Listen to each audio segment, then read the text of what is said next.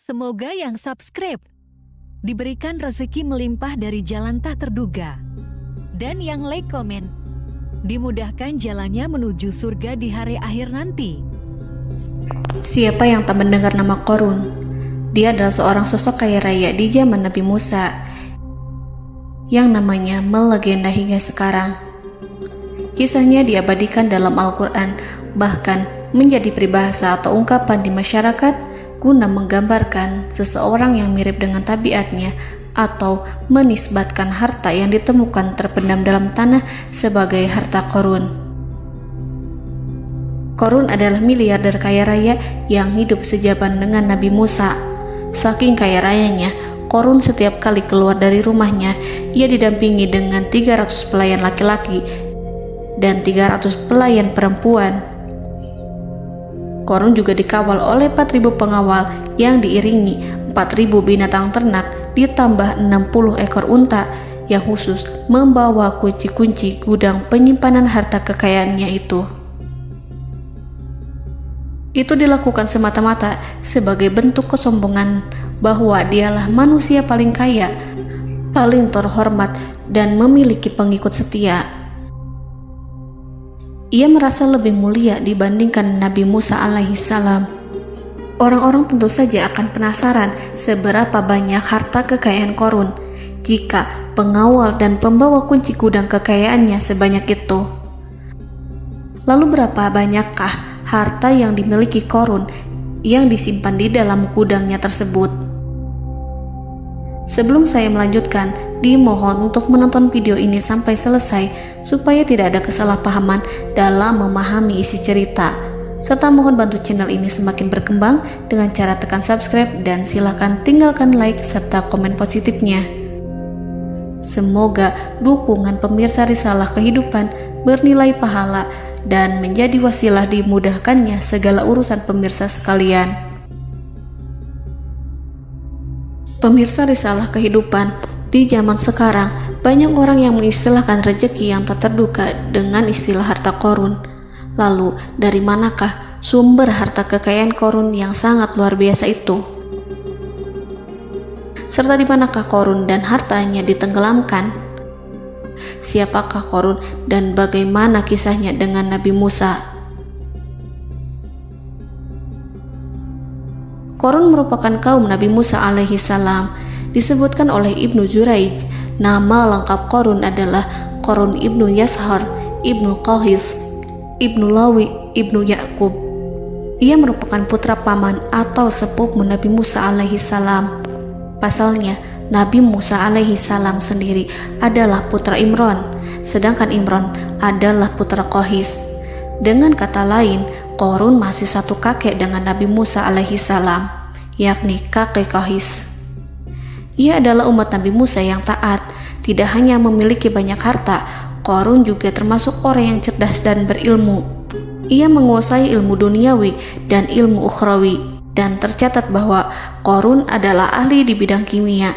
Dirinya tercatat sebagai ahli kitab Taurat setelah Nabi Musa. Kepandaian Qorun dalam ilmu agama membuat dirinya sering disebut dengan ilmu nawir, atau orang yang memberi cahaya dan penerangan. Suaranya terkenal merdu dalam membaca kitab Taurat. Selain itu, Qorun juga lihai dalam berbisnis. Ia mengetahui trik investasi yang menguntungkan, serta jalur perdagangan internasional yang strategis di zamannya. Kekayaan Qorun begitu banyak, sebagaimana tercatat dalam surat Al-Qasas ayat 76. Sesungguhnya Qorun termasuk kaum Musa, tetapi dia berlaku aniaya terhadap mereka. Kami menganugerahkan kepadanya perbendaharaan harta yang kunci-kuncinya sungguh berat dipikul oleh sejumlah orang-orang yang kuat. Dalam riwayat Kaisamah disebutkan, kunci gudang kekayaan Qorun dibutuhkan 60 bigol atau sejenis kuda kecil. Ukuran kuncinya sebesar jari, bahannya terbuat dari kulit, dan setiap kunci digunakan untuk satu gudang. Maka keluarlah Qorun kepada kaumnya dalam kemegahannya. Para ulama tafsir menjelaskan Qarun keluar dengan mewah diiringi dengan 300 gadis berbaju merah dan 4.000 kendaraan kuda. Tak heran, iring-iringan Qarun itu mengundang decak kagum mereka yang gandrung terhadap harta kekayaan. Sebagaimana yang terekam dalam ayat Al-Quran, moga-moga kiranya kita mempunyai seperti apa yang telah diberikan kepada Qarun. Sesungguhnya ia benar-benar mempunyai keberuntungan yang besar. Quran Surat Al-Qasas ayat 79. Namun tak sedikit kaumnya yang mengingatkan. Ingatlah ketika kaumnya berkata kepadanya, janganlah engkau terlalu bangga, sesungguhnya Allah tidak menyukai orang-orang yang terlalu membanggakan diri atau farihin. Ulama menafsirkan istilah farihin di sana juga berarti takabur, zolim, berbuat kerusakan, arogan, dan tak mau bersyukur terhadap nikmat. Qarun dikisahkan memiliki ribuan kuda yang berisikan emas dan perak. Bila keluar rumah, Qarun selalu berpakaian mewah dan dikawal 600 pelayan dan diiringi 4.000 ekor kuda serta 60 ekor unta yang membawa kunci-kunci gudang kekayaannya. Namun, sayangnya Qarun kemudian membangkang pada Nabi Musa dan menjadi pengikut setia Fir'aun. Mengenai dari mana asal-usul kekayaan Qarun, ada beberapa riwayat yang memberitahukan tentang asal-usul kekayaan Qarun. Sumber pertama menyebutkan bahwa jauh sebelum memiliki kekayaan, Qarun hanyalah seorang lelaki miskin yang tidak mampu menafkahi keluarganya. Anaknya sangat banyak. Lalu suatu ketika Qarun datang kepada Nabi Musa. Ia meminta Nabi Musa alaihi salam untuk mendoakannya agar Allah memberikan harta benda yang banyak. Qarun juga meminta Nabi Musa mengajarinya ilmu kimia dan ilmu-ilmu kehidupan lainnya. Qarun dikenal sebagai orang yang soleh dan mengikuti ajaran Ibrahim dengan baik, sehingga tanpa pikir panjang, Nabi Musa alaihi salam menyetujui permintaannya. Allah Subhanahu wa ta'ala mengabulkan doa Nabi Musa. Qarun diberikan kecerdasan luar biasa dan menguasai ilmu yang telah diajarkan kepadanya. Qarun menguasai teori dan praktik pembuatan emas permata dan beragam perhiasan mewah lainnya. Ia juga pakar dalam ilmu arsitektur, rancangan bangunan, penataan kota, dan lain sebagainya. Tidak lama setelah itu, hidupnya berubah. Qarun pun hidup dengan bergelimbang harta. Ribuan gudang yang dimilikinya penuh dengan emas dan perak. Namun, sayangnya, keberuntungan yang didapatkannya membuatnya gelap mata. Qarun mulai hidup dengan penuh pamer, keangkuhan, dan penuh kesombongan. Kekayaan yang diberikan Allah Subhanahu wa ta'ala membuatnya lupa dengan Sang Maha Pemberi. Qarun merasa lebih terhormat dan mulia dibandingkan Nabi Musa. Ia pun akhirnya membelot dan durhaka pada Musa. Ia mengingkari janji-janjinya dulu dan beralih menjadi pengikut Fir'aun yang setia. Loyalitas Qarun terhadap Fir'aun membuatnya diangkat menjadi kepala mandor yang membawahi ribuan pekerja. Dikisahkan bahwa Qarun bersikap semena-mena terhadap para pekerja. Ia tega memotong upah mereka. Ia melakukan korupsi demi membangun istana dan kemegahannya sendiri, dan untuk membangun gudang-gudang penyimpanan harta yang telah ia kumpulkan jauh-jauh hari. Ketika datang perintah zakat, Nabi Musa alaihi salam pergi menemui Qarun dan memerintahnya mengeluarkan zakat sebesar 1 dinar dari setiap 1000 dinar hartanya, 1 dirham dari setiap 1000 dirham, 1 kambing dari setiap 1000 kambing, dan seterusnya. Setelah Qarun menghitung seluruh hartanya, ternyata jumlah zakatnya sangat besar. Kekikirannya pun mulai menghalangi hatinya untuk mengeluarkan zakat. Qarun enggan membayar zakat ketika Nabi Musa alaihissalam menagih zakat yang diperintahkan oleh Allah untuk ditunaikan olehnya. Ketika Qarun dimintai zakat, ia langsung marah dan tidak memberikan sedikit pun kekayaannya. Dia berpikir bahwa harta kekayaan yang dimilikinya didapat dari hasil kerja dan usahanya, dan tidak ada kaitannya dengan siapapun, termasuk Allah Subhanahu wa Ta'ala. Janji Qarun untuk lebih taat beribadah dan membantu sesama jika diberi kekayaan oleh Allah dilupakannya. Dia mempergunakan kekayaannya tersebut dalam kesesatan, kezoliman, dan permusuhan, sehingga membuatnya menjadi sombong dan terlena. Orang-orang beriman pada masa itu sering menasihati Qarun untuk bersyukur atas nikmat yang telah Allah berikan, tetapi dia tidak mengindahkan nasihat tersebut.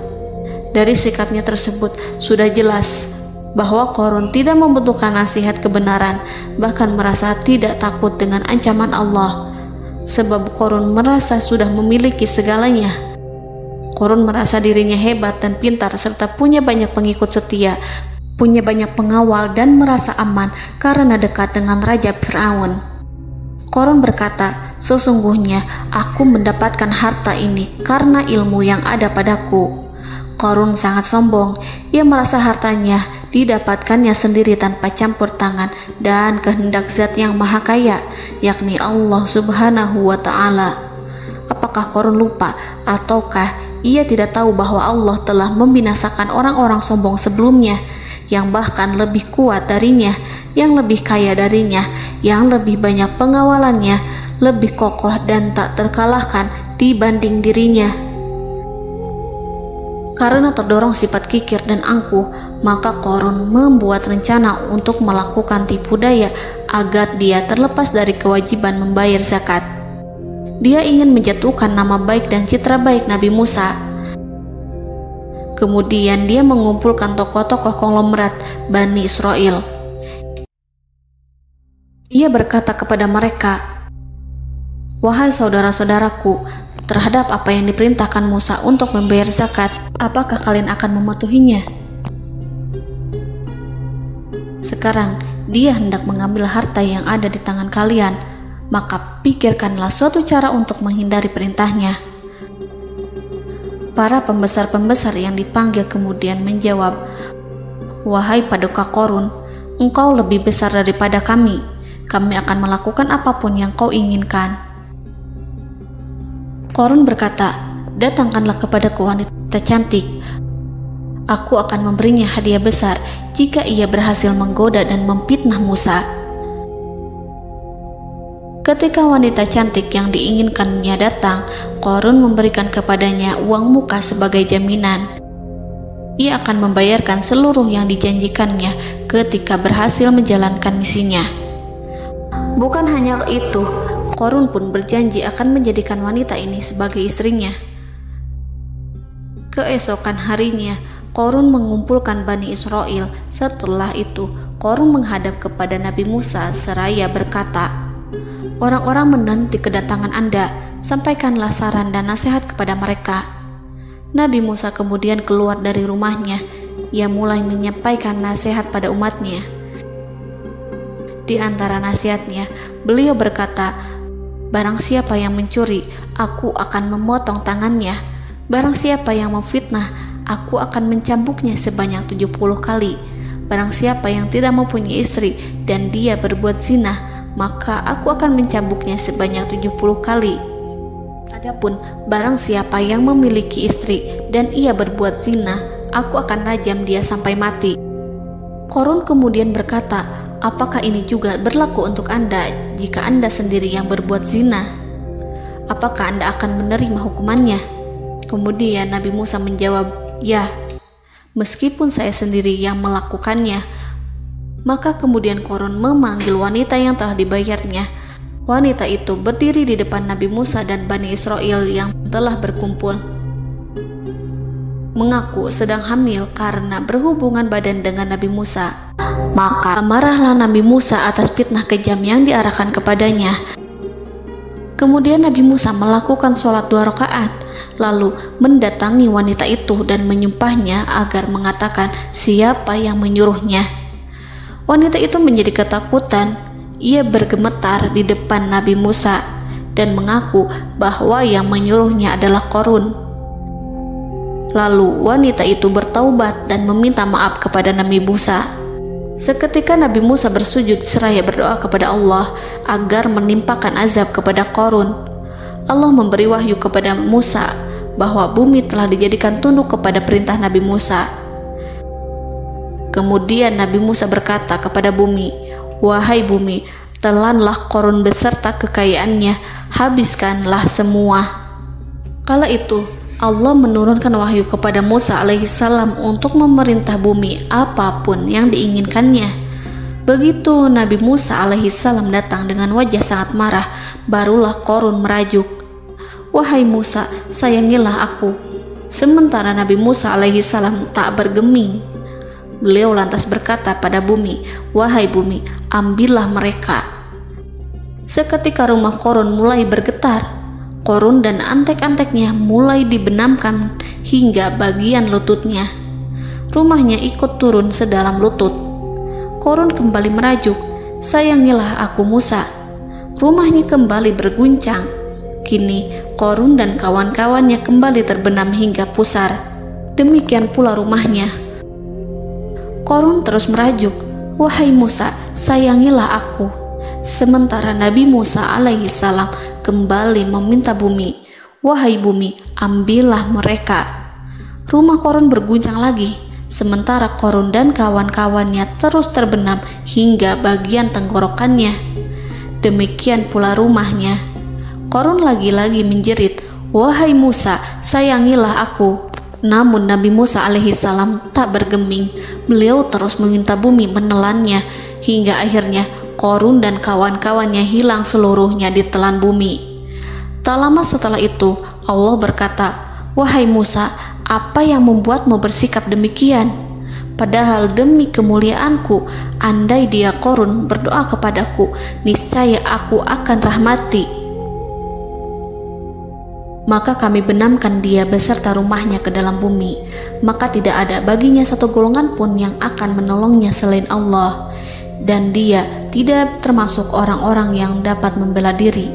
Quran Surat Al-Qasas ayat 81. Lalu di manakah lokasi ditenggelamkannya Qarun beserta harta bendanya? Konon berdasarkan kepercayaan beberapa masyarakat setempat, Qarun ditenggelamkan di sekitar sungai atau danau Moris yang terkenal di kota Payom, negara Mesir. Qarun konon mendirikan istana dan di tempat itu pula ia ditenggelamkan.